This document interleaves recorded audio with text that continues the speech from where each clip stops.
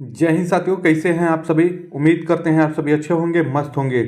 BEd 2024 से 26 सत्र में जिन भाई बहनों का एडमिशन हुआ है, आप देखेंगे कि जेएनसीयू बलिया यानी जननायक चंद्रशेखर विश्वविद्यालय बलिया में जिनका भी एडमिशन बीएड 2024 से 26 वाले सत्र में हुआ है पहले सेमेस्टर में, तो उनका एग्जाम आप देखेंगे कि चल रहा है। पहला पेपर आप देखेंगे कि 6 जनवरी को हो गया है, दूसरा पेपर कल यानी 8 जनवरी को है। जो मैं पेपर से पहले आपको प्रश्न बताया था, जो मॉडल पेपर बताया था कि आप देखिएगा इसी के आधार पर, इसी के बेस पे आएगा, तो अधिकतर प्रश्न आप देखेंगे डिटो डिटो वहां पे आ ही गए हैं। तो इस वीडियो में हम बात करेंगे प्रथम सेमेस्टर के द्वितीय पेपर के बारे में।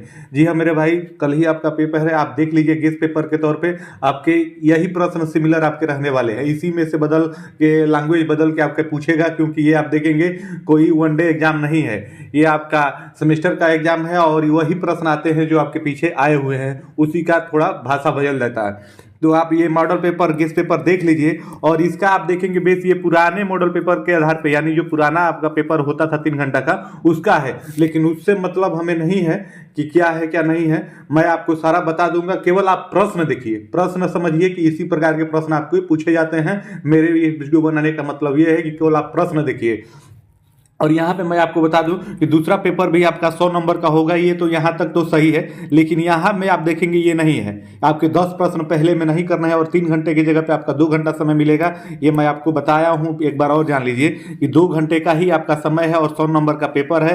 और इसमें आप पहले मैं बता दे रहा हूँ, पहला जो प्रश्न आएगा वो तो अनिवार्य है, उसमें आपके 5 प्रश्न करने होंगे। तो एक प्रश्न आपका वहाँ पे 4 नंबर का होगा, तो यहाँ पे आपका 20 नंबर का हो जाएगा।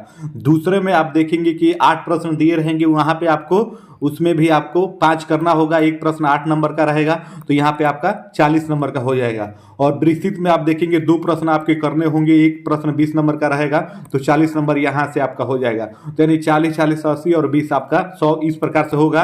केवल आप यहाँ पे प्रश्न समझ लीजिए, 3 यूनिट में आपके प्रश्न पूछे जाएंगे। प्रश्न देखिए, कल के पेपर में इसी प्रकार के प्रश्न आपको देखने को मिलेंगे। तो पहला प्रश्न आप देखेंगे, ये भी प्रश्न आपसे बन सकता है कि शिक्षण में चिंतनशील स्तर से आप क्या समझते हैं। ये आपके अतुलघु के अंतर्गत ये प्रश्न आपसे पूछा जा सकता है। द्वितीय में आप देखेंगे किशोर की सामाजिक विशेषताओं का उल्लेख कीजिए, ये भी आपसे आ सकता है। उसके बाद शाब्दिक बुद्धि परीक्षण से लाभ तथा सीमाएं उसके लिखने को पूछ सकता है। विद्यार्थी को अभिप्रेरित करने की युक्तियों का संक्षेप में वर्णन कीजिए। उसके बाद क्लासिकल अनुबंधन सिद्धांत के शैक्षणिक नियतार्थ आप लिखिए। उसके बाद समायोजन की प्रक्रिया की व्याख्या कीजिए। उसके बाद खुशहाल जीवन शैली को मापने का क्या पैमाना है, वो भी आपसे पूछ सकता है। उसके बाद आप देखेंगे कि पियाजे द्वारा प्रतिपादित संरक्षण तथा वस्तु अस्तित्व के संप्रत्यय का उदाहरण सहित वर्णन करने का भी आपसे पूछ सकता है। उसके बाद व्यक्तित्व का भारतीय संप्रत्यय भी आपसे पूछ सकता है। अंतरक्रियात्मक अवस्था में शिक्षा की क्रिया पूछ सकता है। पहला यूनिट आप में 5 प्रश्न रहेगा, यहाँ पे 10 है, इस पे ना ध्यान दीजिए, क्वेश्चन पे आप ध्यान दीजिए।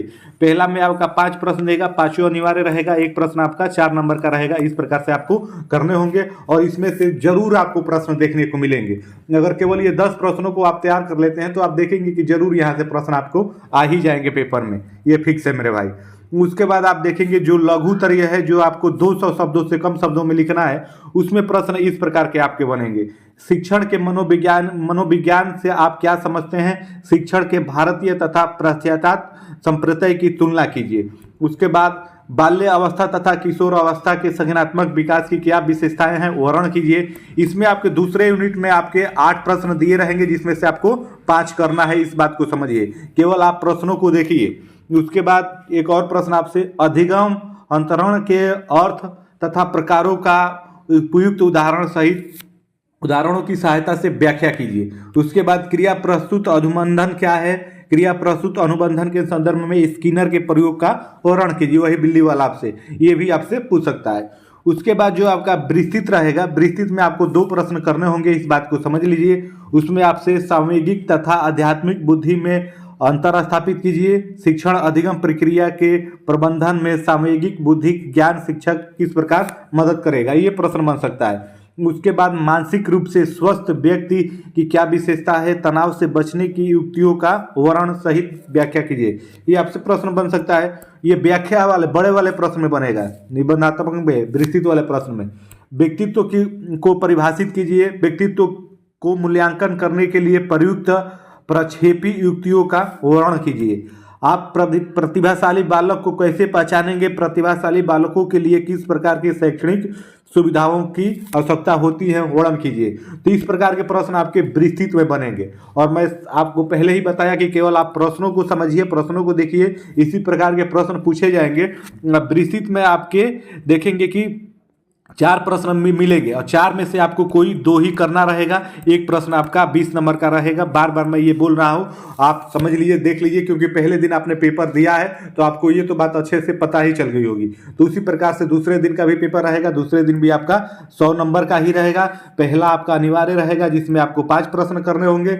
दूसरे में आपके 8 प्रश्न दिए जाएंगे जिसमें से आपको 5 करने होंगे। अब विस्तृत में आपको 2, यानी यहाँ इसमें भी आपको 12 प्रश्न 2 घंटे के अंदर ही आपको लिखने होंगे। कम से कम आप 20 पेज के आसपास में लिखते हैं, 20 पेज से कम ना हो, कैसे भी करके 20 पेज लिखिए। 20 में नहीं भी लिख पाते हैं तब भी आप 17-18 पेज तक पहुंच रहे हैं तो आपका बैक लगने की संभावना नहीं है, आप पास ही हो जाएंगे। क्योंकि इसमें आप देखेंगे इस परीक्षा में आपको मेरिट ज्यादा नंबर से कोई मतलब है नहीं, कैसे भी आपका क्लियर हो जाए सेमेस्टर, इतना ही अच्छी बात होती है।